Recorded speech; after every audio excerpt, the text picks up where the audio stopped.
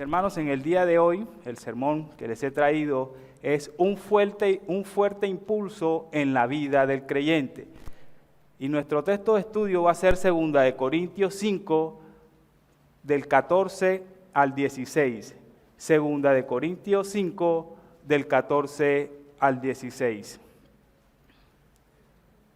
¿Todos lo tienen? Ok, leo para ustedes. Dice así la palabra del Señor. Porque el amor de Cristo nos constriñe, pensando esto, que si uno murió por todos, luego todos murieron, y por todos murió, para que los que viven ya no vivan para sí, sino para aquel que murió y resucitó por ellos. De manera que nosotros de aquí en adelante a nadie conocemos según la carne. Y aun si a Cristo conocimos según la carne, ya no lo conocemos así.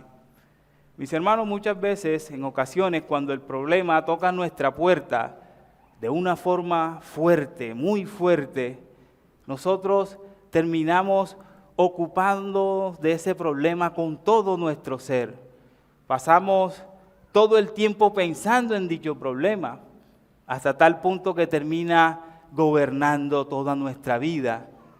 Nos quita las ganas de comer, el sueño, las ganas de leer, las ganas de vivir, de disfrutar, de compartir con los hermanos.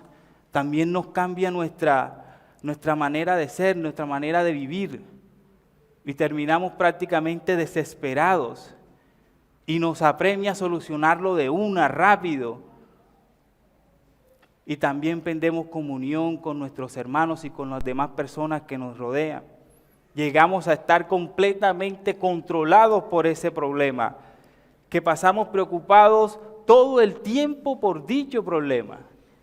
Y al final, el problema termina apropiándose de nosotros completamente y vivimos nuestro día a día desmotivados, desilusionados, sin impulso, por culpa del dichoso problema. Sin embargo, en el capítulo 5 de 2 Corintios, el apóstol Pablo nos presenta dos motores que nos impulsan a vivir plenamente nuestra vida de fe en agradecimiento a Cristo por lo que Él hizo por nosotros en la cruz. El primero de ellos, de estos dos motores, es el temor a Dios. Y el apóstol Pablo nos los presenta desde los versículos 11 al versículo 13. El apóstol Pablo nos presenta el temor a Dios como un motor que nos impulsa, considerándonos nuestros pasos, nuestro día a día, a procurar hacer la voluntad del Padre, apuntándonos únicamente a llevarle las buenas nuevas a los perdidos. Dice el verso 11, conociendo pues el temor del Señor, persuadimos a los hombres. Pero el apóstol Pablo también nos presenta un segundo motor mucho más poderoso, mucho más fuerte.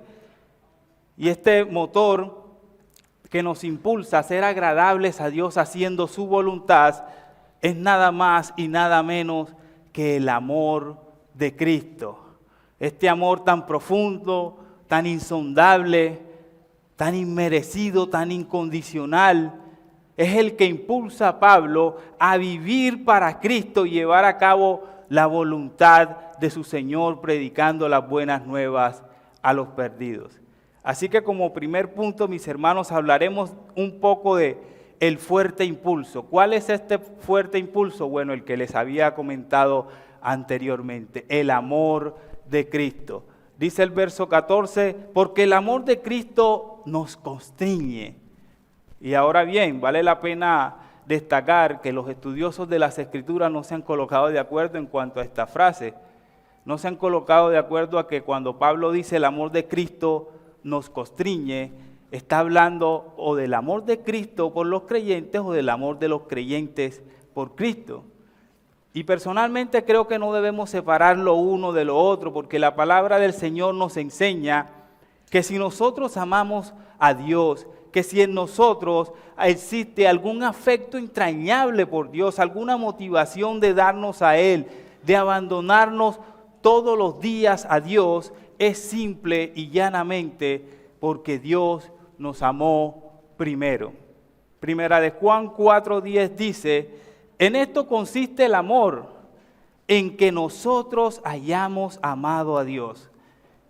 En esto, le repito, en esto consiste el amor, no en que nosotros hayamos amado a Dios, sino en que Él nos amó a nosotros y envió a su Hijo en propiciación por nuestros pecados.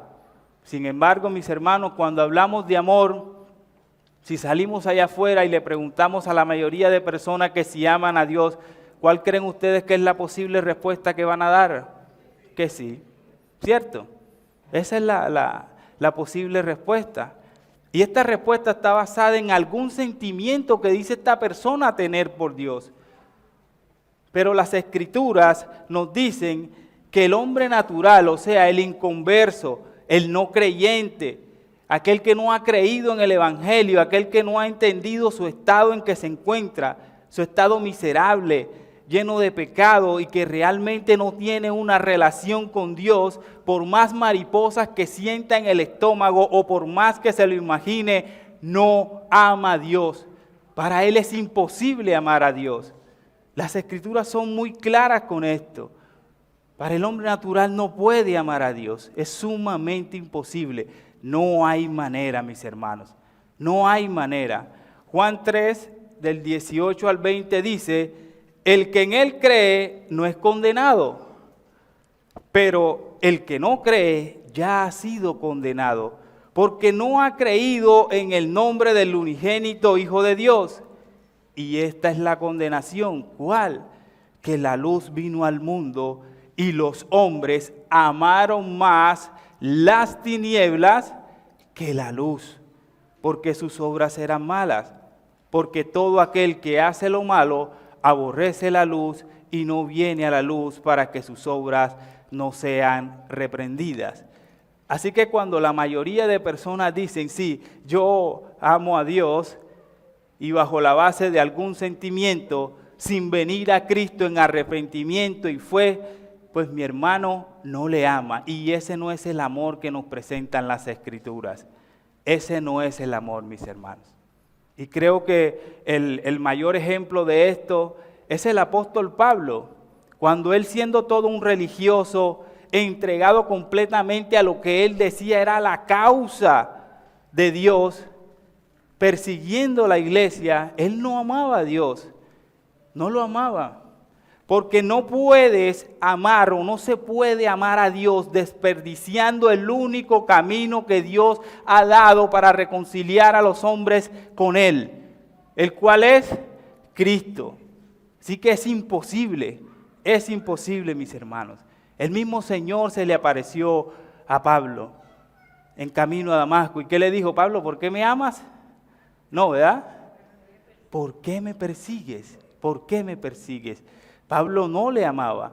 Así que, hermanos, todo aquel que no viene a Cristo arrepentido y confiado plenamente en la obra de la cruz de Cristo, creyendo que en su muerte Él pagó por los pecados de aquellos que confiamos en Él, y creyendo perfectamente que en su vida perfecta Cristo cumplió la voluntad perfecta del Padre, que nosotros quebrantamos todos los días, si no hay arrepentimiento y fe, no le ama, mis hermanos.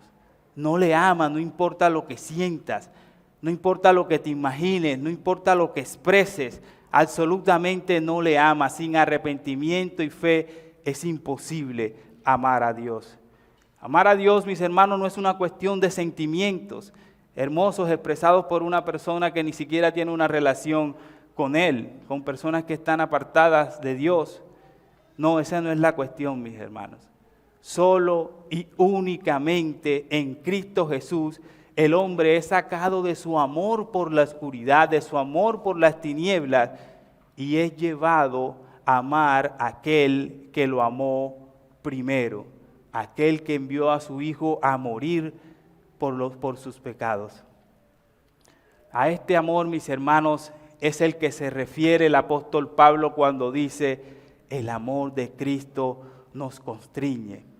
Y aquí la palabra constriñe viene del griego suneko, que describe la presión que se ejerce sobre algo para que produzca una acción. Imagínese cuando usted toma una naranja, la parte en la mitad, toma una de las mitades y la exprime para sacar el jugo. Ese es el amor de Cristo. La Biblia de las Américas dice, el amor de Cristo nos apremia. La Nueva Versión Internacional traduce, el amor de Cristo nos obliga.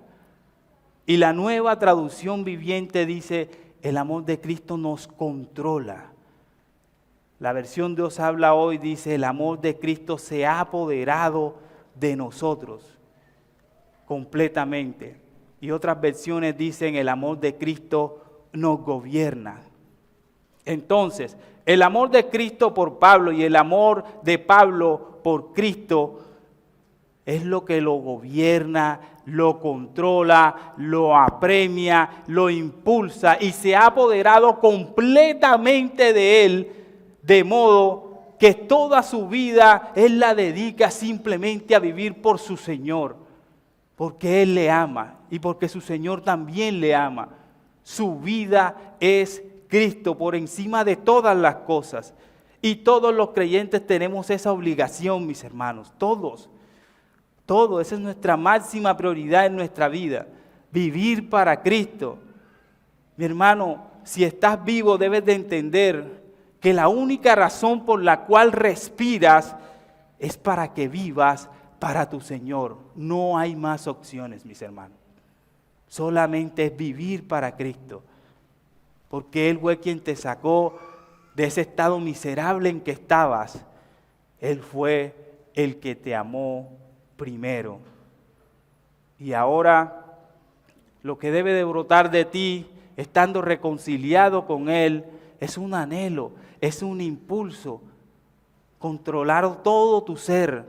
Es un impulso que controla absolutamente todo tu ser, solamente para que hagas una cosa, para que vivas para Cristo, solamente para que vivas para Cristo. Y ahora entendemos al apóstol Pablo cuando dice en Gálatas 2:20, con Cristo estoy juntamente, ¿qué? Crucificado. Y ya no vivo yo, mas vive Cristo en mí. Y lo que vivo ahora en la carne, lo vivo en la fe del Hijo de Dios, el cual me amó y se entregó a sí mismo por mí.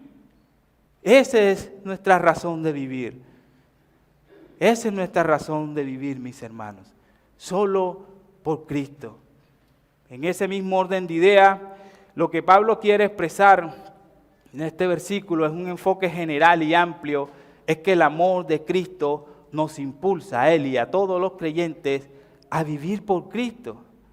Pero si miramos un enfoque más específico en cuanto al contexto del pasaje, el amor de Cristo le impulsa, le gobierna, le controla, le apremia a persuadir a los hombres a compartirles el evangelio de la cruz de Cristo. El amor de Cristo impulsa a Pablo a compartir las buenas nuevas de salvación a los perdidos. Lo impulsa a estar absolutamente loco, como comenta en unos versos anteriores a este. Locos por no medirse en su entrega, en servicio al amor de su Señor, sin importar necesidad, sin importar persecución, sin importar escasez. Nada de eso le importa, total de agradar a aquel que lo amó primero y que le entregó el ministerio más hermoso, el ministerio de la reconciliación, mis hermanos. Este es el impulso que debe producir el amor de Cristo que ha derramado inmerecidamente sobre todo creyente. El deseo de servirle en amor y con un agradecimiento continuo, especialmente compartiendo las buenas nuevas de salvación a los perdidos. Este es el efecto que debe producir el amor de Cristo en todo creyente, mis hermanos, en todos.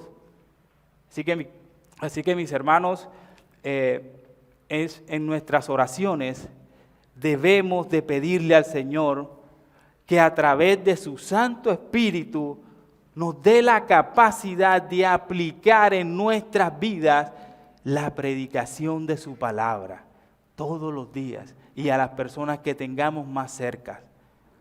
Y con esto, mis hermanos, pasamos a nuestro segundo punto del sermón del día de hoy. Permítanme un momento.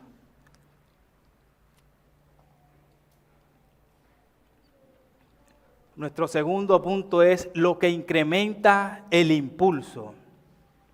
Hay algo que hace que este impulso cobre más fuerza, se magnifique. Dice el verso 14, sigue diciendo, pensando esto, que si uno murió por todos, luego todos murieron y por todos murió, para que los que viven ya no vivan para sí, sino para aquel que murió y resucitó por ellos.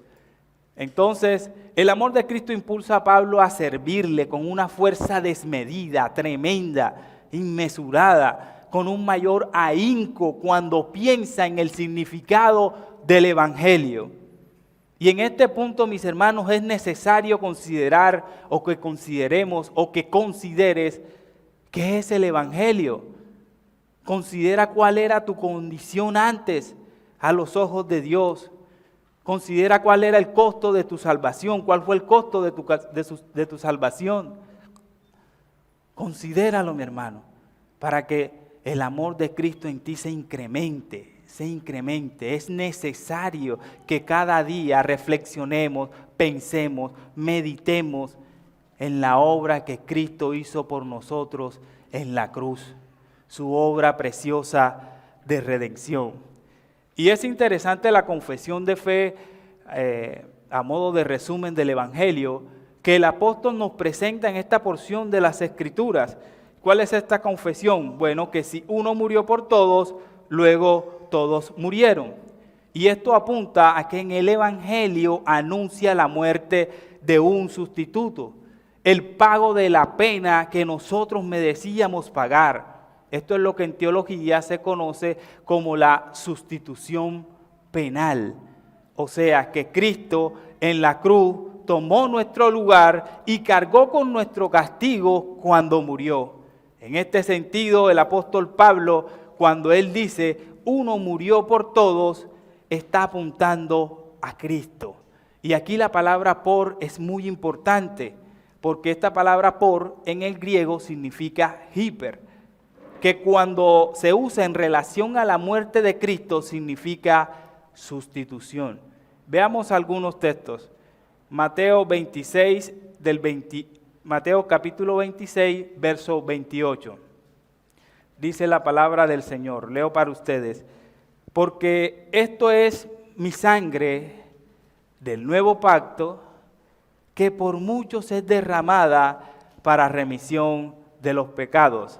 Ahí tenemos que por muchos es derramada para remisión de nuestros pecados. Ese por está apuntando a Cristo. Segunda de Corintios 5:21, más adelante del texto de estudio, dice, al que no conoció pecado, por nosotros lo hizo pecado, para que nosotros fuésemos hechos justicia de él en Dios.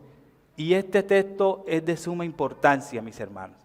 ¿Por qué es de suma importancia? Porque no debes de pensar de que Dios simplemente te salvó y ya.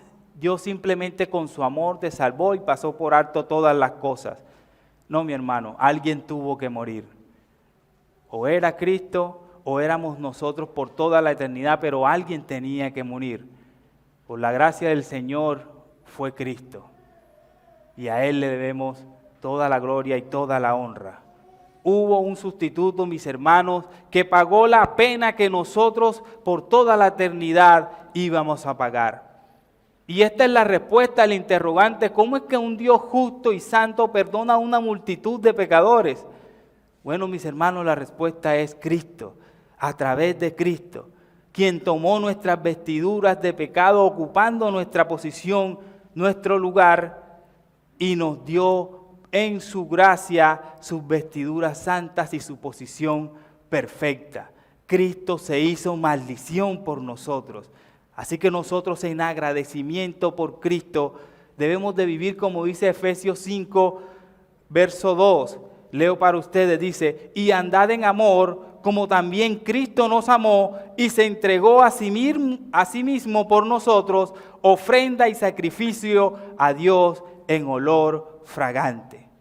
Así que mis hermanos, es importante que entendamos este porque implica un sustituto. Alguien pagó por nuestra condena. Es de suma importancia, mis hermanos. Porque es que hoy en día hay muchos creyentes que consideran que la vida cristiana es ser bueno y entonces voy a ser salvo. Pero no, mis hermanos, eso no es el evangelio. El evangelio no es negociable, mis hermanos. No es negociable. Y aunque muchos miren el arminianismo como una línea del cristianismo, me perdonan mis hermanos y lo siento mucho, pero eso es una herejía. Es una herejía. Y asimismo lo veía la iglesia en el pasado. De la misma forma, en el sínodo de Ors, si no estoy mal, fue condenado como una herejía. Nosotros no debemos de bajar el estándar. Que el evangelio de Cristo es nuestro tesoro. Es nuestro tesoro y debemos de cuidarlo y defenderlo. Ahora bien, otra palabra para destacar y que es necesario dejar claro en este pasaje es la palabra todos. Porque alguien podría decir, ¿ves? Ahí dice que Cristo murió por todos. Hasta terminarían incluyendo a Judas. ¿Ves? Cristo murió por todos. Ahí dice literalmente por todos. Así que Judas también fue salvo. Así que entonces, mis hermanos, ¿qué significa este todos? ¿Qué significa este todos que dice el verso 14? Dice que si uno murió por todos, luego todos murieron y por todos murió. Y creo que el mismo contexto nos va a ayudar a resolver con mucha claridad este significado de la palabra todos. ¿Quiénes son esos todos a los que se está refiriendo Pablo? Y lo que vemos es que esta palabra está modificada por 3 expresiones personales escritas en el texto que estamos estudiando. En el verso 14 vemos que dice Pablo, el amor de Cristo nos constriña. Entonces el amor de Cristo a quien nos constriña, el amor de Cristo, a esos nos es que se está refiriendo con esos todos.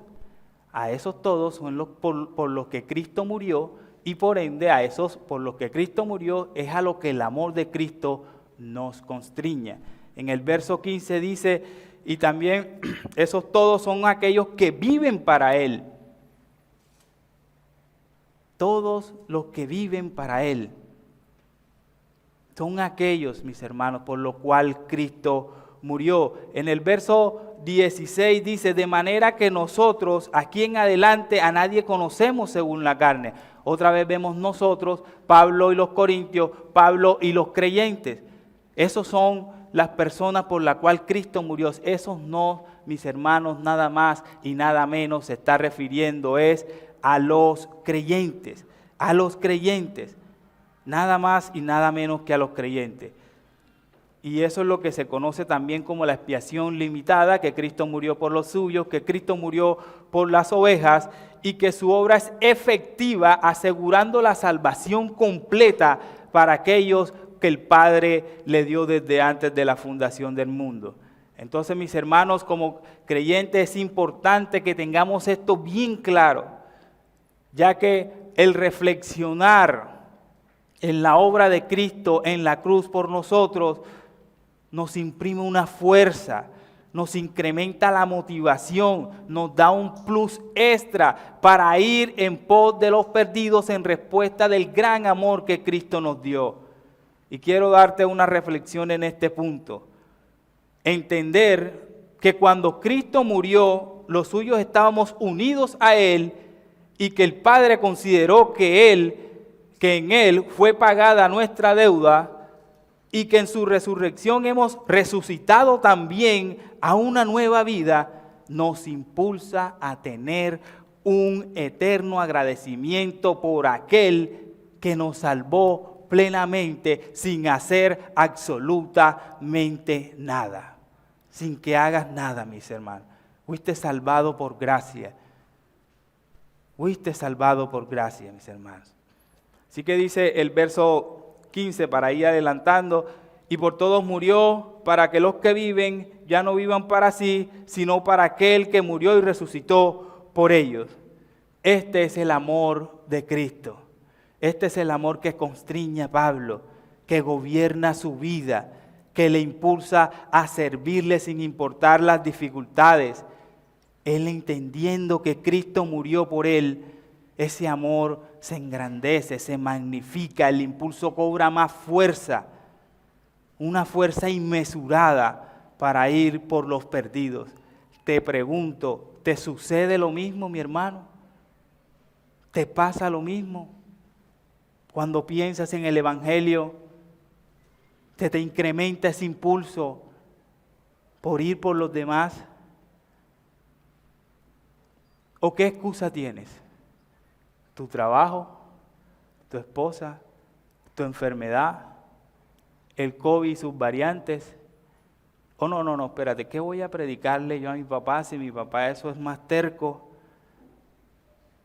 No, ¿qué voy a predicarle yo a ese vecino si ese vecino pasa todos los días bebiendo? No, hombre, si es que mi primo es ateo. No, es que ella es muy intelectual. ¿Qué excusa tienes, mi hermano? No, es que yo estoy enfermo. Es que ya a mi edad, eso es para los jóvenes de la iglesia. ¿Qué excusa tienes? Así que déjame decirte que este impulso produce algo muy importante en la vida del creyente. Una vez que el creyente es gobernado por el amor de Cristo y magnificado su amor a través de la reflexión diaria de lo que Cristo hizo por él, lo siguiente que esto debe producir en ti, en mí y en todos los creyentes es un cambio en la forma de ver a los hombres y a Cristo mismo. Y con esto damos paso a nuestro tercer y último punto, lo que produce el impulso. ¿Qué produce este impulso? Un cambio en la forma de ver a todas las personas que te rodean y a Cristo mismo. Dice el verso 16, de manera que nosotros de aquí en adelante a nadie conocemos según la carne. Y aún si a Cristo conocemos según la carne, ya no le conocemos así. Hermanos, Pablo, a partir de su salvación, a partir de la transformación de todo su ser por la obra redentora de Cristo, su perspectiva hacia todos los hombres que lo rodean dejó de ser carnal, dejó de ser mundana. Ahora Pablo mira a todos los hombres como personas o seres que necesitan de un Salvador. Así los mira Pablo. Personas que necesitan que se les anuncie la reconciliación con el Padre mediante Cristo. Es probable que tú veas a tu papá, a tus hijos y a tus hermanos, a tu vecino, que no son inconversos, y le digas, no, Señor, espérate, a ese no, a todos menos a ese, Señor. No, a ese no. A ese no, mi Dios. Es que Él es muy docto. No, es que Él es muy inteligente y Él va a cuestionar todo. Es que Él es muy filósofo. No, es que Él apenas está en la universidad. Es que Él es ateo. No, mi hermano. Nosotros de ahora en adelante a nadie conocemos según la carne. A nadie conocemos desde una perspectiva que no sea la que nos presenta las Escrituras. Seres que necesitan salvación. Así tenemos que ver a todo aquel que nos rodea que no sea creyente. Seres que necesitan que se les anuncie la salvación de Cristo. Y también debemos entender de que, bueno, más que todo descansar en que nuestra confianza no está en cambiarlo, sino como decía mi hermano Stewart, en predicar la verdadera palabra. El resto lo hará el Señor, Y es que a veces muchos piensan que eso del evangelio es para los borrachos. Eso es para los que se les dañó un matrimonio, eso es para los que andan limpios, para los quebrados que andan sin plata. Eso es para las prostitutas, eso es para los pobres. Yo no necesito de eso, yo así vivo bien. Yo tengo un vecino más buena gente, es buena gente ese vecino. Eso puntual en su casa, Y creemos que ese vecino no necesita. No, él es bien, él solamente lo que le falta es, no mi hermano, no mi hermano. No es cuando pueda, no es cuando quiera. Nadie viene a Cristo porque quiera o porque lo anhele o porque se sienta capacitado. Vienen a Cristo porque en el plan de Dios nosotros predicamos el Evangelio y si al Señor le place, los va a sacar de esa oscuridad y los va a traer a su preciosa luz admirable. Así que, aunque ese amor de Cristo cambia nuestra manera de mirar a los hombres, aún en el mismo Pablo que pensaba y que veía a Cristo, esperaba un Mesías, Salvador, terrenal, que iba a librar a su pueblo del yugo extranjero, ese pensamiento fue cambiado en Pablo de una forma radical y especialmente en la perspectiva que él tenía con aquel que era su enemigo, con aquel a que él perseguía. Y estas eran las palabras que Pablo le mencionó al rey Agripa, de lo que él pensaba cuando él no amaba a Cristo. Le dijo, yo ciertamente había creído en mi deber hacer muchas cosas en contra del nombre de Jesús de Nazaret. Pero el glorioso Cristo, Rey de Reyes, me dijo, instrumento mío me es este. Y eso mismo te dice a ti, mi hermano. Igualmente eres un instrumento de Dios para anunciar las virtudes de aquel que te sacó de las tinieblas, mis hermanos, y te trajo a su luz admirable. Así que no debes de juzgar a los hombres con una manera, de una manera carnal, según las apariencias, según color, según raza, según estrato. Debemos de verlos como seres necesitados de un Salvador y gobernados por el amor de aquel que nos salvó. Debemos de persuadir absolutamente a todos los hombres a venir a Cristo. Esa es nuestra vida, esa es nuestra misión, esa es la misión de la iglesia. Que vengan a Cristo en arrepentimiento y fe. Y esto es lo que, constreñidos por el amor de Cristo, gobernados, controlados, esto es lo que debemos hacer.